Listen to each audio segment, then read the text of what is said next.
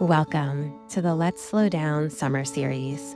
I'm your host, Anne Marie, and I'm here to help you surrender to summer with short podcast episodes that focus on adding simplicity and ease to your life. In embracing a slower vibe this season, the podcast will air bi-weekly every other Tuesday, with our regular weekly cadence returning in the fall. I'm excited to share that I'm writing a book. I'd like to encourage you to go to letsslowdown.net to sign up for updates on the release of Let's Slow Down, the book. Now let's get into today's summer short. Hi, everyone, and welcome back to another episode of the Let's Slow Down podcast. As I'm embracing the summertime with my family and slowing down, the kids are home from school, these episodes will be shorter. But hopefully they will provide you with a meaningful message and help you to live with simplicity and intention throughout your summer. Today, I want to talk about 5 ways to be intentional in the summer month. And I thought that I would drop this episode at the beginning of the summer so that you can use it as food for thought as you plan and think about the next 2 months and how you want them to look. So the first way to be intentional is to make a bucket list. And I would encourage you to get everybody involved in this one, all of your family members, if you have them. I have 3 kids, so I do plan to include them in this process.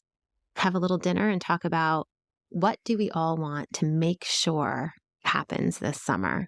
Because if we're not intentional with our time, it will fly by. Summer flies by anyway, but you don't want to get to the end of August and be like, oh, I wish I had done X, Y, and Z, and you're out of time. So I would recommend giving each family member an opportunity to contribute one thing to the bucket list that they definitely want to make happen over the course of the summer. And then maybe even take it a step further and take a look at the calendar and try to get an idea of when these things can be scheduled so that you make sure that they're included and that you can intentionally plan this summer. The second thing is I want to remind you to take time for yourself each day. This is important. Summer is a different season. It's more relaxed, it's slower, but we can also forget to prioritize our well-being and self-care. Take a little time for yourself each day, whatever that looks like. For me, with my children being off from school, there's a lot more distractions. There's a lot more going on during the day than I'm used to.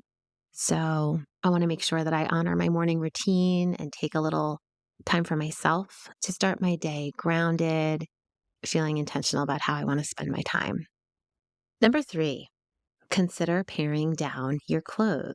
Recently, I did an episode about how I am trying Project 333 this summer. And if you haven't listened to that one, please go check it out. Courtney Carver's Project 333 is about making a capsule wardrobe and living with 33 items of clothing for 3 months. I had been wanting to try this for a while, and I finally read the book, and I'm doing it right now. And I have to say, I'm really liking it. It makes things a lot easier. My closet is nice and clean and organized and very sparse, but it makes it easier to put outfits together and to dress in things that make me feel good and make me feel put together and that I'm comfortable in. So consider paring down your clothes. It doesn't necessarily have to be as drastic as going down to 33 items, but hey, maybe you want to try that too. This also really helps with packing for trips as you pare down your regular wardrobe and realize how little you actually need and use each day. Hopefully you can transfer that to how you pack for trips so that you can avoid overpacking and just doing a lot more work than is necessary. If packing's easier, your whole trip will be easier. And unpacking when you get home will be as well. So all about creating more ease and doing things that can create more ease in our lives. Number 4 is to get outside. If you live in a place where the weather is beautiful in the summer, take advantage of that and get outside as much as you can. Get outside and move, take walks, go for runs, hikes, swim, meditate, pray outside. Entertain outside. I love being able to have people over and sit on the deck and grill. It's so easy and fun. Let the kids play in the yard. Just take advantage of the gorgeous weather.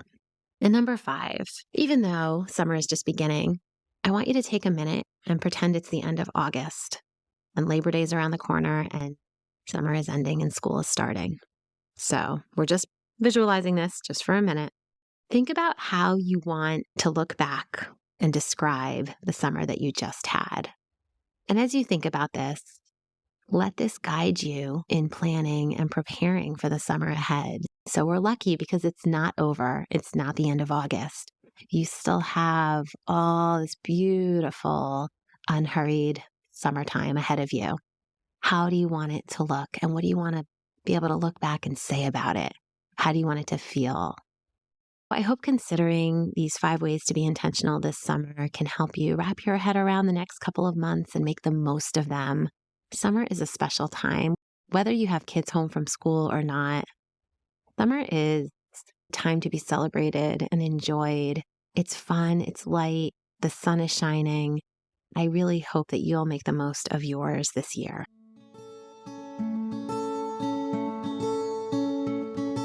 Thank you for joining me for this episode of our Summer Short Series. I hope you can slow down this season to enjoy a summer that rejuvenates you and fills your heart with meaningful moments and memories. If you crave more inspiration, feel free to go back and listen to some of the year's longer podcast episodes.